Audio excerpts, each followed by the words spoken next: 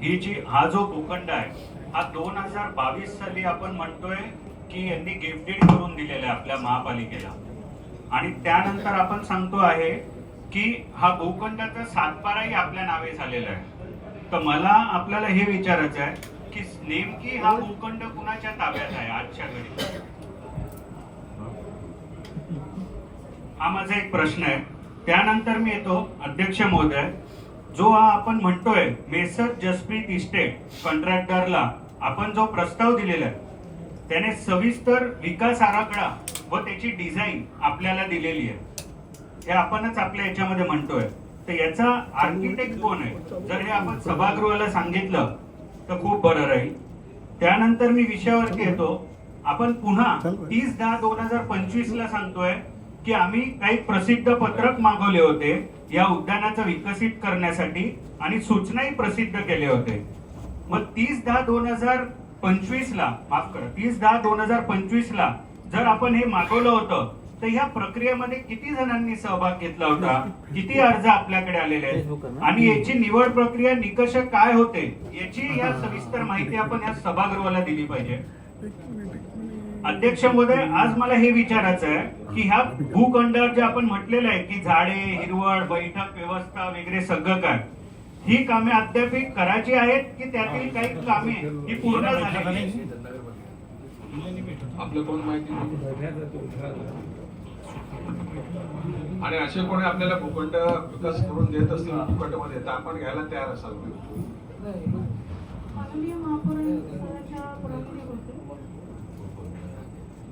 सर्वांबाबत आपल्याला संबंधितांकडनं,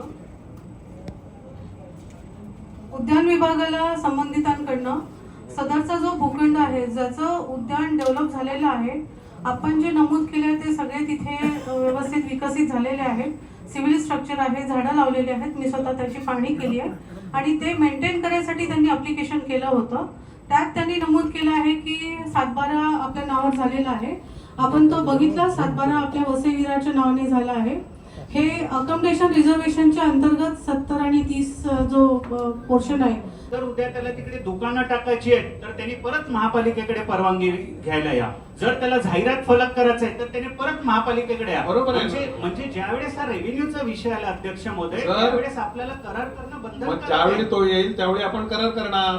आपल्याला तर विनामूल्य देतोय, जर त्यात 2 पैसे आपल्याला मिळत असेल तर काय आहे, आता आपल्या उलट पैसे वाचतात। 100% त्यांनी केलं पाहिजे, परंतु या सभागृहाला अध्यक्ष महोदय मी सांगतो, या विकासकांनी जो 70-30चा फॉर्म्युला, उद्या तो तिकडे इमारत बांधणार आहे म्हणून तो ही विकासक करून देतोय। आणि अध्यक्ष महोदय, माझं एक छोटंसं सांगणं आहे, त्या ठिकाणी मी एक छोटासा प्रश्न विचारला की त्याचे आर्किटेक्ट कोण आहेत, कारण ते तिकडे जे सामग्री लागले गेलेले आहेत ते कुठल्या दर्जाचे आहेत, काय आहेत, कारण ते लहान मुलं खेळायला येणार आहेत तिकडे। आणि अध्यक्ष महोदय, माझी एक आपल्याला विनंती आहे, आपण काय त्याला सरळ मार्गाने एकाकडे सांगतो की तो विना मोबदला घेतोय, मग तो त्याच्यानंतर आपण काय म्हणतोय की त्याला जर काय करायचंय तर त्याने आमच्याकडे। तर अध्यक्ष महोदय, माझं याच्यावरती एक विनंती आहे, नक्कीच जर त्याला विना मोबदला देतोय पण आपण ह्या विषयामध्ये स्पष्ट लिहायला पाहिजे जो काय रेव्हेन्यू जमा होईल तो आपल्या महापालिकेला दिला पाहिजे। तिकडे रेव्हेन्यूचा प्रश्नच नाही, तो एक पैसा देखील, ऐका, एक पैसा देखील त्याला कमवायचा नाही तिकडे।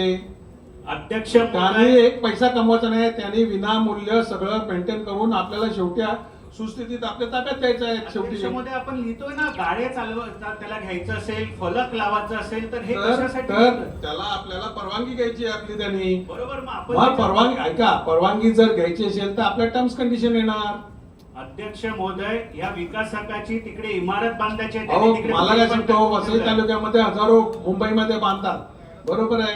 अध्यक्ष महोदय, माझं तेच म्हणणं आहे, त्याने अनेक उद्यानं करू, आम्ही त्याचा स्वतः सत्कार करू, परंतु हे विकासक स्वतःच्या फायद्यासाठी करतो। ठीक आहे, त्याच्या फायद्याचं असेल ना तर रद्द करू, आपण आपल्या पद्धतीने करू। चालेल अध्यक्ष महोदय, तुमचं काय म्हणणं काय, म्हणून त्यांनी पद आपल्याकडे यायचं आहे आणि तेव्हा द्यायचं का नाही ते आपण ठरवायचं आहे। ऐका सर, तू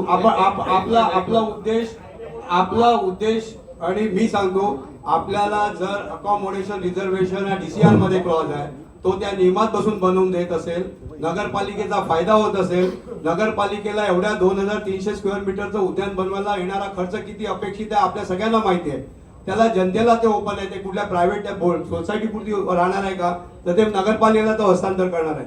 म्हणजे आपल्या अटी शर्तीनुसार दुसरी गोष्ट जे सभासदांनी शंका व्यक्त केली की तिकडे गाळे बनवले, या बाबतीमध्ये आपण कडक राहायला पाहिजे.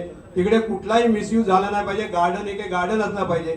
जाहिरात सुद्धा त्याच्यामध्ये त्यांनी द्यायची नाही असं आपण नमूद केलेलं हो, आहे. बरोबर आहे. म्हणजे तो सुद्धा अधिकार आपल्याकडे, साहेब प्लीज ऐका, तो सुद्धा अधिकार आपण आपल्याकडे राखून ठेवतोय.